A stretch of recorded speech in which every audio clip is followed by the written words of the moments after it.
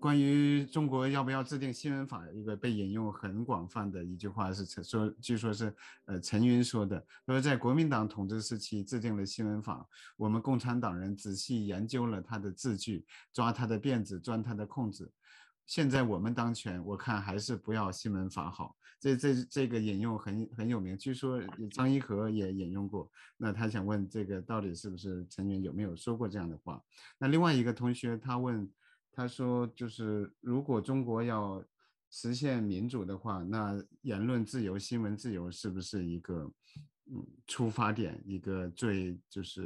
基础的要推动的工作？旁边我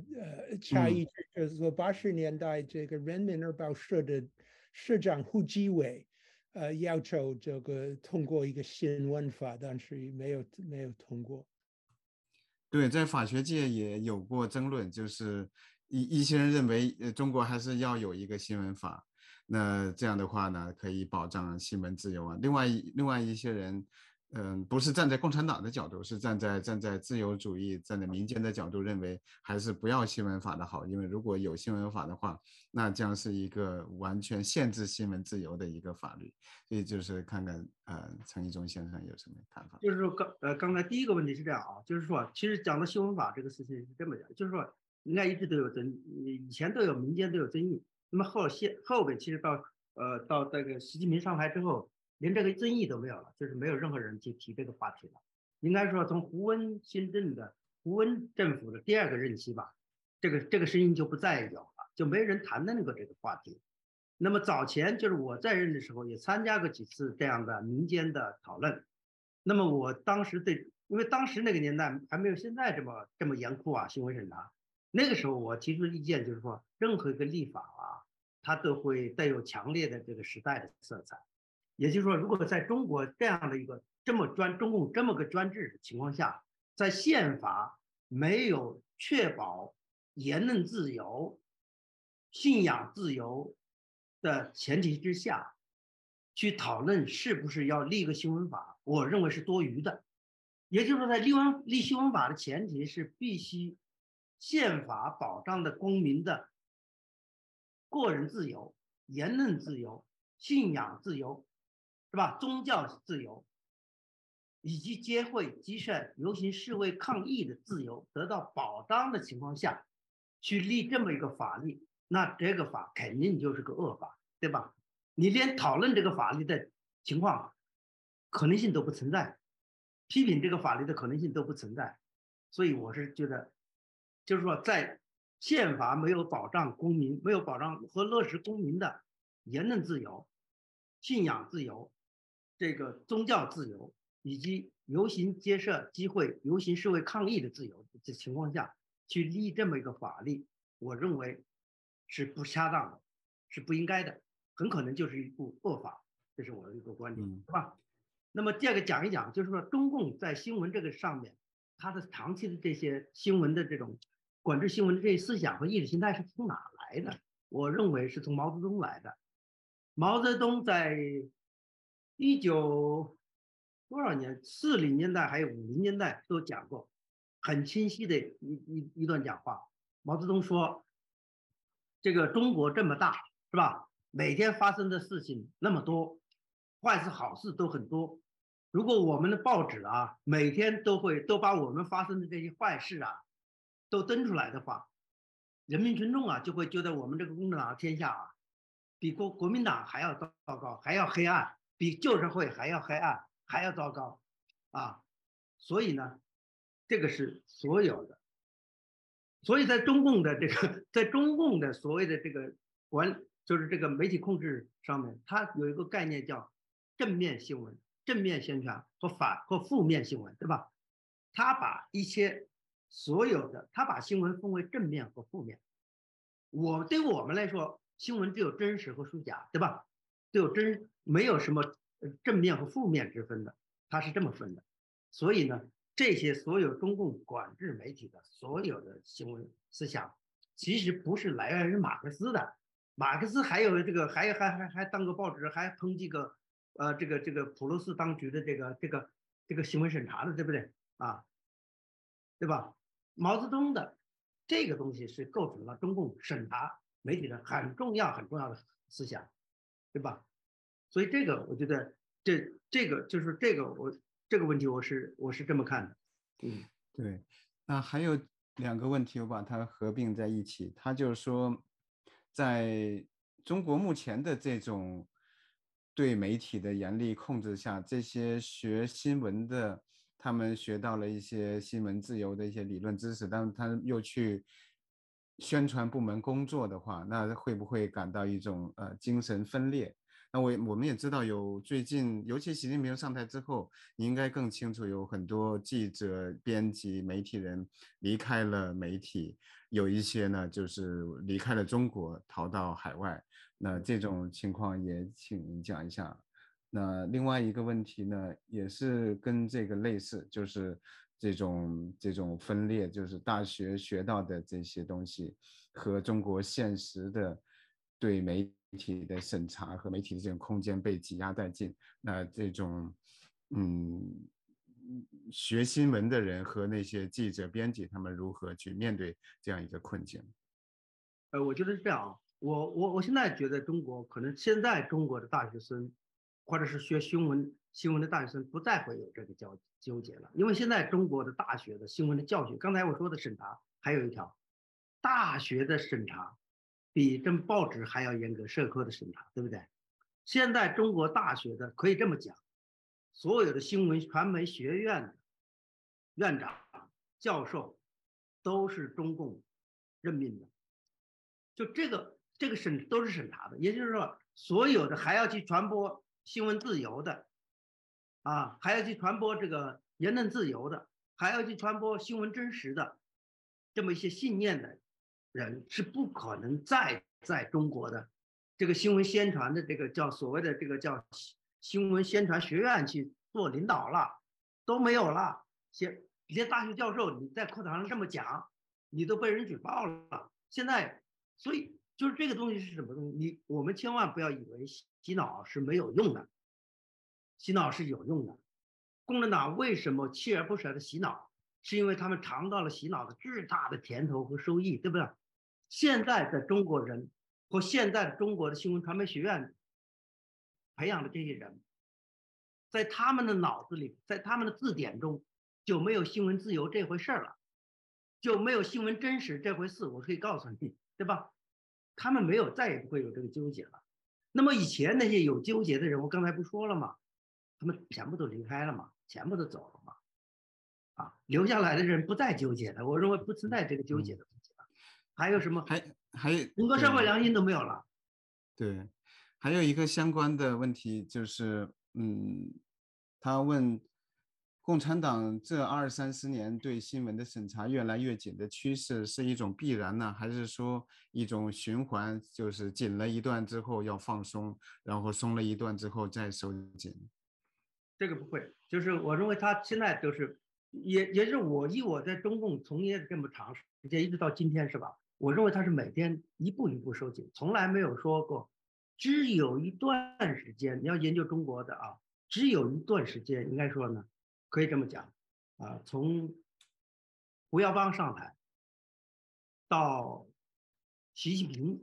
到那个到胡耀邦、胡温这个时代是比较算是比较开明的，对或不是胡温、胡赵时代，就胡耀邦和赵紫阳时代，也就是80年到这个89年、88年，那个应该说还是比较跟现在比，那还是宽容的，对吧？但是后边到了江泽民的后半期，实际上是越来越严，并且这个严没有掉头的趋势，因为他尝到了太大的甜头。这个他的洗脑这个结果我告诉你不是说只对中国有效，也就是中国老百姓或中国现在生活在中国的人被洗脑，是每个人都被洗脑了。我可以告诉你，最重要的是共产党的这个洗脑还成功的一条，连国外都洗脑了。我后来在美国大吃一惊看到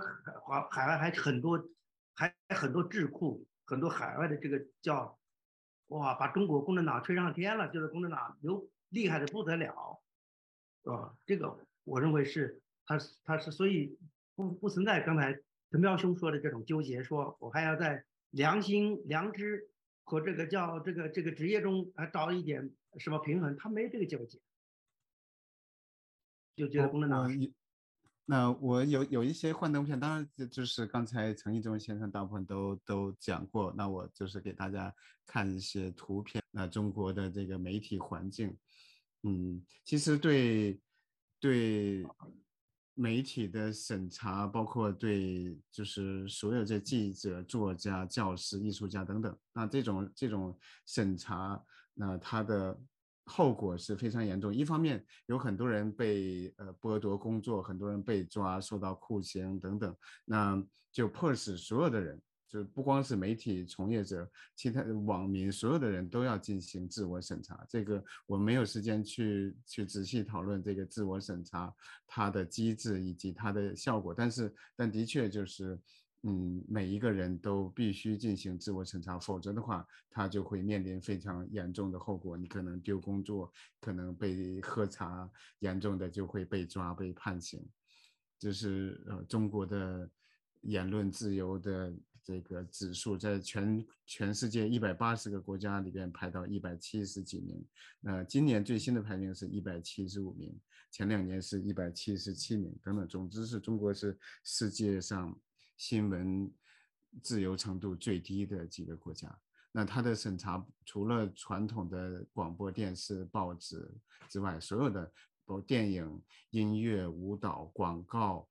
互联网、学校、就是教室、教学、游戏、演出、展览等等，所有的这些东西都是进行严密的审查。这是中国的防火墙。我们看到中国是世界上几个这个互联网黑洞。然后呢，这是关于对互联网和媒体管制的各种各样的法律和法规。这是防火墙它如何运作。这当然技术上我不是太懂，但是很显然，中国有数以百万计、千万计的网站无法登录，然后很多很多的关键词被过滤掉。像刘晓波呀、达赖喇嘛等等这些，包括维尼熊，就是各种各样的敏感词、关键词，然后被而且这些东西还不断的增加。它不是说那些敏感词就放在那儿，然后你不能去碰，它不断的有新的事情发生，然后会有新的敏感词加进去。这是国新办关于习近平的一个敏感词词库，总共有3万多个，我这只是列出来一点点。那各种拼音，什么习大大，什么习爸爸、习近平等等，所有的这些东西，再加上其他的一些词汇的组合，这在网络上都是收不到的。这是网易的过滤敏感词库。这都是有数以万计、几十万计的各种敏感词是没有办法。那我也向大家，如果对这个问题有兴趣，向大家推荐这个 China Digital Times， 就是中国数据时代，他们把这些敏感词库都列出来，而且呢，每天进行跟踪，每周进行跟踪。比如说在左边这个图就是CDT 敏感词周报。那么这一周有哪些比较关键的被过滤的内容？然后他们也有404文库，那些在网络上出现过，然后又被删除的、消失的那些文章，他们有这样一个文库。所以呢，我们看到它是不断的进行增加、进行这个更新。对，刚才陈一中先生讲到事先审查。那中国有像中宣部、像广电总局等等，现在广电总局已经划归中宣部，它已经没有了，就完全是中宣部来代替了。而这个国家新闻出版署它也有，但它和中宣部就是一个意思，就是一个机构2块牌子。国务院新闻办公室、互联网信息办公室等等。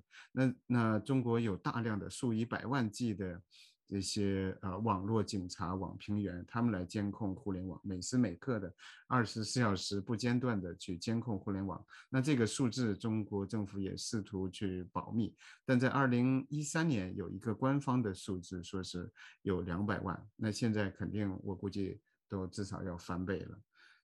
监控互联网的人。那2013年有一个非常有名的七步奖，就是应该是上海的学者，也是人权律师张雪忠，他泄露出来的。那他首先向媒体说有这么一个七步奖的文件，就在大学里边，普世价值不能讲，新闻自由不能讲，公民社会不能讲，公民权利、党的历史错误、权贵资本主义、司法独立等等，涉及到这些话题都是不能讲的。那我在中国的时候是教宪法法理学，如果这些东西都不能出现的话，那简直就没有办法讲那宪法课、法理学课。这是中国的微信，它的审查，加拿大有一个研究中国网络审查的一个机构啊，那很有意思，它就是来发送一些信息。左边的这个就是一个加拿大的手机，就是那么右边呢这个就是在中国用中国手机号注册的微信。那么当他发送中国逮捕人权捍卫者，那发这些词一个一个发的时候，这个对方都能收到。但是把这些词连成一句话的时候，中国逮捕人权捍卫者，那在右边就什么都没有收到。所以就是他这个是非常非常智能，技术非常高级的。那这种例子还有很多，就是他的网民呢，为了这个逃避这个审查呢，也会经常的用一些图片呢，用一些词的变体啊等等，有的时候还在图片上画一些图形等等来规避这个审查。但是呢，中国共产党它的这个智能审查也非常非常的高级，它会不断的更新这个技术。有的时候呢，可能你用图片也没有办法逃避审查。但当然，在互联网上这种事先审查是有的。比如说，我们前面给大家看的这个敏感词库，你要在微博上试图写法轮功什么什么，你就发不出去，技术上就发不出去，这个事先审查。那我也试图在中国用中国的微博来发关于西藏自焚的新闻，但是结果就是发不出去，完全没有办法发出去。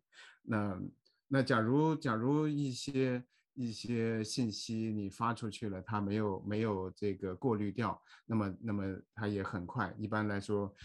快的几分钟慢的几个小时，它也会发现，然后就把你删除。那假如你要假设你的关于法轮功、关于新疆集中营、西藏自焚的消息你发出去了，那么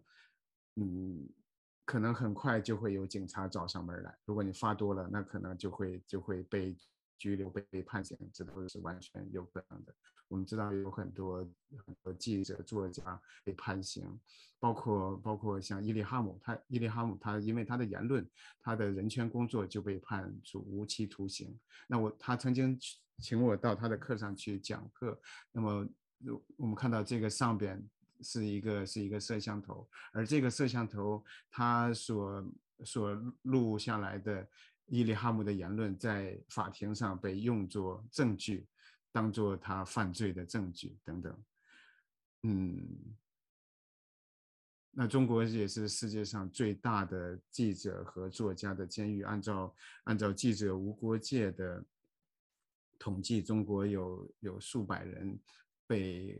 名记者被关到监狱里。那这个当然不仅仅是那种在媒体像陈一中先生说的有记者证的那样的记者，也包括公民记者。包括其他的从事新闻报道的一些人，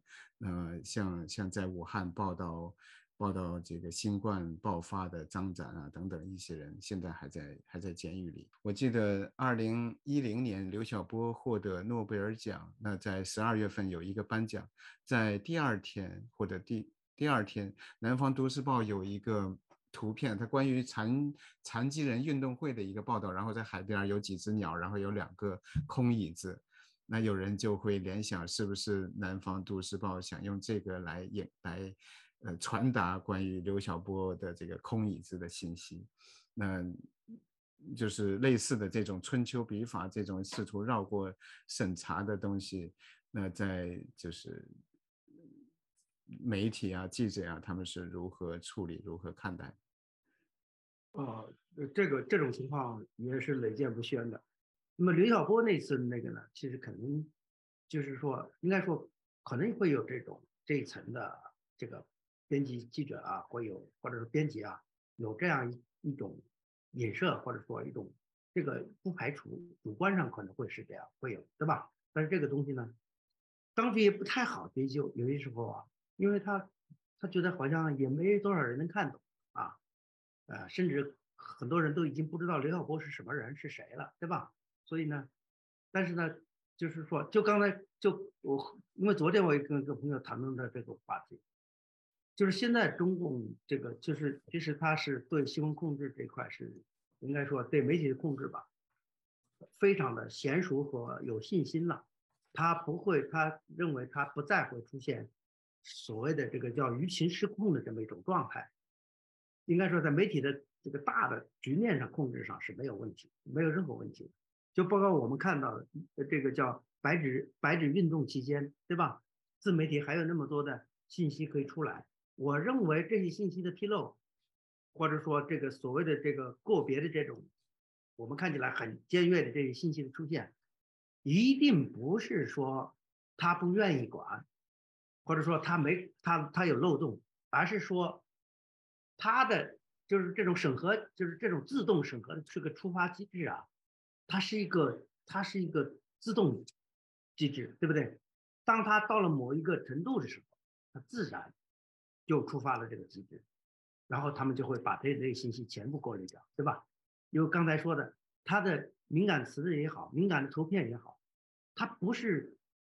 个一成不变的，它每天都在更新的，对不对？也就是说它有一定的这个延缓的这么一个情况，所以呢，对，所以它就是，但是总体上没有问题，对他来说。第二个问题是说，中国宣传制度有很多种媒体，包括报纸，包括季刊，包括学术季刊，包括电视广播，包括电影等等。就是说，那个审查制度、事先和看后制度、审查制度，每一个媒体差不多一样，还是别的各种各样的宣传工具有各种各样的这个审查制度？这个问题不简单，很好，但是这个很想知道。好问题，因为昨天我跟一帮国内来美国的这个媒体朋友聊到了这个话题。有一次我跟这个贾樟柯导演抱怨说这个媒体审核的问题，然后这个说这个就是一说起来都是泪，说这个就是我在媒体这么多年这个遭到的这个审核，这个头痛的故事跟他讲。贾樟柯告诉我，你那个审查算什么？对你们媒体的审查，远远没有他们对电影的审查这么严厉。哎，我当时听的时候很惊讶。他说：“我简单的给你举个例子，就是电影是怎么审查的，明白吧？”他跟我说了，每一个电影那么大的投资，对不对？那么大的项目，动辄几千万啊，甚至几个亿这么大的一个投资，对吧？但是没门儿，你首先必须审查你的剧本。就是说，哪怕你的电影是改编于已经出版的书籍，就是比方说你改编成人民文学出版社出本的某一本小说，但是你要把这个小说改编成电影，准备搬出来的时候，你的这个电影对你这个电影剧本的审核，比他书的审核还要严厉10倍，可以这么讲。为什么呢？中共其实是把电影和视频呢看作更严厉的颠覆手段，可能他觉得视频和电影是没有阅读的门槛的，它能影响到的人更多更大，所以中共从延安时代开始，后来我研究，那对电影的审查比对报纸的审查要严厉太多了。也就是说，你这个剧本，他说一个剧本可能送审的时候，审个1、2年，几个月审不下来，没有下文，连回音都没有一个，比比皆是。他们立项有些立了10几年的项目，没有给他批下来，剧本不审批，你就没有开机权，叫开机，还有一个就是你电影要开机的话，他还有一个证件的，要给你发证件，开机的证件，然后你才可，然后是刚才说的，除了这个审查，我说你举个例子告诉我审查的严厉到什么地步？他说我告诉你，在电影的审查中可以细到什么地步？一个警察，一个人民警察，有几百个敏感词不能用。警察不能说操，不能说他妈的，这种就是说警察是不能说脏话的，这些都有，细到这么个地步。他说其实其他的，你出现了其他的官员的那些用语，那你必须是他说非常多，细致的不得了。那么我说你的剧本审查之后，他们的意见是不是直接写的？他们是几百个人审查，不是一个人审查，几百个人审查，几百个人都有几百个人的，并且每个人都是满意。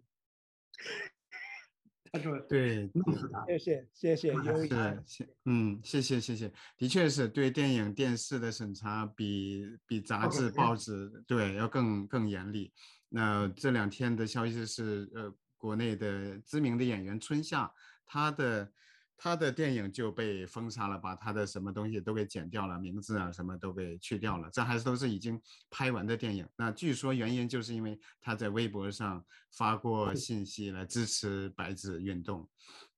好，那我们非常感谢陈义忠先生参与讨论，感谢李安友教授，我们下星期再见，谢谢。谢谢。